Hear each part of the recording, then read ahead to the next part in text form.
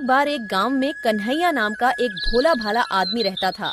कन्हैया का उसी गांव में एक छोटा सा घर था। घर में वो और उसकी पत्नी और एक छोटा सा बच्चा रहता था, जो उसकी पत्नी को अभी अभी कुछ दिन पहले ही हुआ था। कन्हैया के पास जमीन तो खूब सारी थी, पर वह सारी जमीन बंजर थी। उस जमीन पर कोई भी फसल नहीं हो पाती थी, जिस कारण वह अपना घर चलाने के लिए एक मुनीम जी के घर पर काम करता था।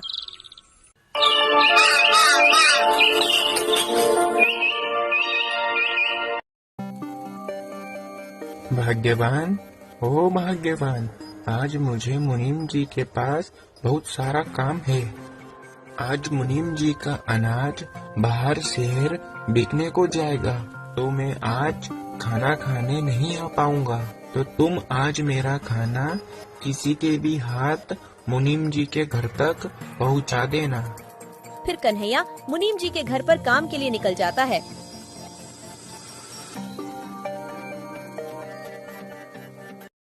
आज तो कोई नजर नहीं आ रहा जिसके हाथ में यह खाना पहुंचा सकूं। लगता है आज मुझे ही खाना देने जाना होगा।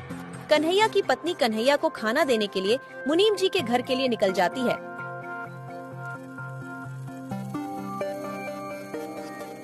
मगर रास्ते में उसे एक सांप काट लेता है। अरे, ये किसने काट लिया? मुझे कांटा तो छुआ नहीं है। कितना दर्द हो रहा है। सांप काटते ही वह जमीन पर गिर जाती है और वहाँ पर खूब सारी भीड़ इकट्ठा हो जाती है। कन्हैया लाल, अभी अभी गांव से एक खबर आ रही है कि तुम्हारी पत्नी को एक सांप ने काट लिया है। तुम्हें तुरंत ही उसके पास जाना होगा। कन्हैया चौंक जाता है और कन्हैया वहाँ से तुरंत ही निकल जाता है। मगर कन्हैया की पत्नी नहीं बच पाई।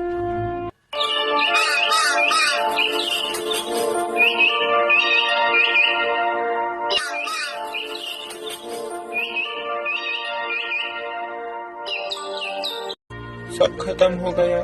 तुम मुझे और अपने इस बच्चे को अकेला ही छोड़ गई। अब इस बच्चे को मैं कैसे पालूंगा? इससे बढ़िया तो मैं भी मर जाता। अपनी पत्नी के गुजर जाने के दुख में कन्हैया खूब दुखी हो रहा था।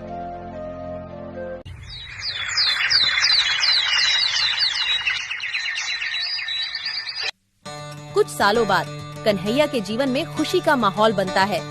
राजेश बेटा अब तक खूब बड़ा हो चुका था और उसकी बिजली विभाग में सरकारी नौकरी लग चुकी थी। आज बेटा तुझे लड़की वाले देखने आ रहे हैं। आइए आइए, आपका स्वागत है मेरे छोटे से घर में।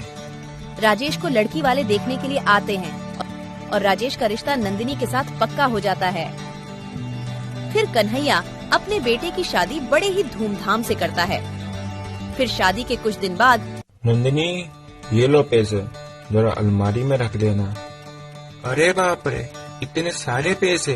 बेटा राजेश, तू इतने सारे पैसे कहाँ से लाया? तेरी तो इतनी तनख्वाह भी नहीं है। अरे पिताजी, ये तनख्वाह नहीं है। अब मैं तुम्हें कैसे समझाऊं? पिताजी, इसे अंग्रेजी भाषा में कमीशन कहते हैं।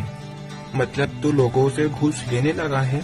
और क्या पिताजी? बेटा, तुझे तेरी माँ के गुजर जाने के बाद भी मैंने तुझे पढ़ाया लिखाया और इतनी बढ़िया नौकरी के काबिल बनाया, और आज तू उसी कुर्सी का फायदा उठाकर गरीब लोगों से घूस ले रहा है। तुम्हें क्या पता पिताजी, ईमानदारी के रास्ते पर चलने वाला हमेशा पीछे रह जाता है। आजकल जो ईमानदारी के रास्ते पर चलता है वो हमेशा पीछे ही रह जाता है। ईमानदारी पर चलेंगे तो धीरे धीरे आगे बढ़ेंगे, अगर थोड़ी बहुत घूस खाकर आगे बढ़ेंगे तो बहुत जल्दी आगे बढ़ेंगे। पिताजी, बेटा, जो ईमानदारी के रास्ते से धीरे धीरे आगे बढ़ता है वो बहुत लंबे समय तक टिकता है। जो ये घूस खाकर आगे बढ़ता है वो बहुत ही जल्दी बर्बाद होता है। और आगे तेरी मर्जी। और कन्हैया इतना कहकर अपने घर से निकल जाता है। ठीक ही तो कह रहे हैं कि घूस लेना पाप है। पिताजी की बात तो मान लो। तुम भी चालू हो गई। पिताजी मुझे कम सुना के गए हैं क्या? घूस लेना पाप है। अब मुझे मेरा खाना दे दो, ऑफिस के लिए लेट हो रहा हूँ। इसी तरह कन्हैया का बेटा राजेश लोगों से घूस लेने लगा था।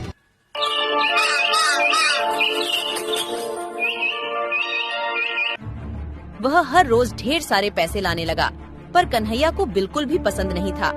अरे बेटा, ये मुझे नहीं है पसंद। तू मेरे लिए ये लोगों से घूस खाना बंद क्यों नहीं कर देता? अरे पिताजी, तुम तो मेरे हाथ धोकर पीछे ही पड़ गए। घूस घूस लगा रखा है। मैं ये घूस लेना बंद नहीं कर सकता। तुम्हें मेरे साथ रहना हो तो रहो, वरना यहाँ से निकलो। तुम्हें जरा सी भी शर्म नहीं है? कोई भला अपने पिताजी से ऐसे बात करता है? क्या वो क्या गलत कह रहे हैं? ठीक ही तो कह रहे हैं कि घूस लेना पाप है। कोई ये पाप वाप नहीं है। आजकल सब ऐसे ही काम करते हैं। और तुम ज्यादा मेरी अम्मा मत बनो। तुम्हें भी इस घर में रहना हो तो रहो, वरना तुम भी यहाँ से निकलो। अरे बेटा, मेरे कारण तुम दोनों आपस में मत लड़ो। मैं ही इस घर को छोड़कर चला जाता हूँ। अरे पिताजी, इन्होंने तुम्हें गुस्से में आकर घर छोड़कर जाने को कह दिया है। आप तो सच में घर छोड़कर जाने को तैयार हो गए। तुम कहाँ पर रहोगे? बेटा, तू मेरे रहने की चिंता मत कर। मैं तो कहीं पर भी रह लूंगा। इतना कहकर कन्हैया घर छोड़कर चला जाता है। अरे तुम कैसे बेटे हो जो अपने पिता को घर छोड़कर जाने के लिए एक बार भी नहीं रोका? कन्हैया अपना घर छोड़कर मुनीम जी के घर पर जाता है। क्या हुआ कन्हैया, आज तो तुम समय से पहले काम पर आ गए।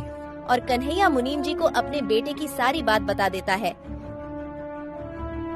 अरे बाप रे, तुम्हारे बेटे ने तुम्हें घर से निकाल दिया। ये तो उसने बहुत गलत किया। कन्हैया, तुम चिंता मत करो। आज से तुम मेरे साथ मेरी ये हवेली में रहोगे। नहीं मुनीम जी, मैं तो मेरे खेत में ही रह लूंगा। कन्हैया, तुम वहाँ पर कैसे रह पाओगे? मुनीम जी, मैं वहाँ आराम से रह लूंगा। तुम्हारा मुंह उतरा उतरा क्यों लग रहा है? आज ऑफिस में कुछ हुआ क्या? हाँ, आज मैं लोगों से घूस लेता पकड़ा गया और अब मुझे अपनी नौकरी से भी निकाल दिया गया है। और मैंने जितना भी घूस का पैसा खाया है वो मुझे सरकार को वापस लौटाना होगा। मुझे बिल्कुल भी समझ नहीं आ रहा है अब मैं क्या करूँगा। कन्हैया अपने खेतों के बीच में एक झोपड़ी तैयार करता है और उसी झोपड़ी में रहने लग जाता है।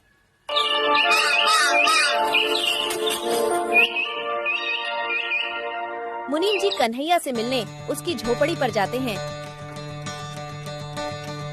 अरे मुनीम जी, आज तुम्हारा ये मेरी झोपड़ी में कैसे आना हुआ? अरे कन्हैया, आज तुम्हारे लिए एक खुशखबरी है। अरे जो तुम्हारी बंजर जमीन थी ना, वो एक फैक्ट्री निर्माण के काम के लिए खरीदी जा रही है, पूरे 5 लाख रुपए में। क्या 5 लाख रुपए? मुनीम जी, मुझे तो आपकी बात पर विश्वास नहीं हो रहा। अरे मेरी बात पर भरोसा करो, मैं सच कह रहा हूँ। ऊपर वाले ने मेरी सुन ली।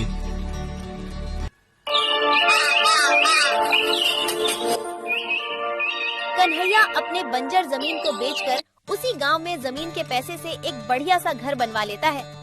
और उधर सरकार द्वारा पैसे लेने के बावजूद सरकार उनका घर भी जब्त कर लेती है, जिस कारण राजेश और नंदिनी को घर खाली करके जाना पड़ा। आज तुम्हारे लालच के चक्कर में पिताजी भी घर छोड़कर चले गए और आज हमें भी घर से बेघर होना पड़ा, तुम्हारे लालच के चक्कर में।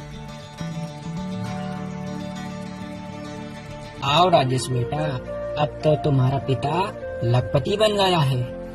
तुम यह खबर सुनकर आए हो, मैं जानता हूँ। तुम तुम्हारे पिता के पास केवल पैसों की लालच में ही आए हो। तुमने आज तक तुम्हारी माँ को देखा?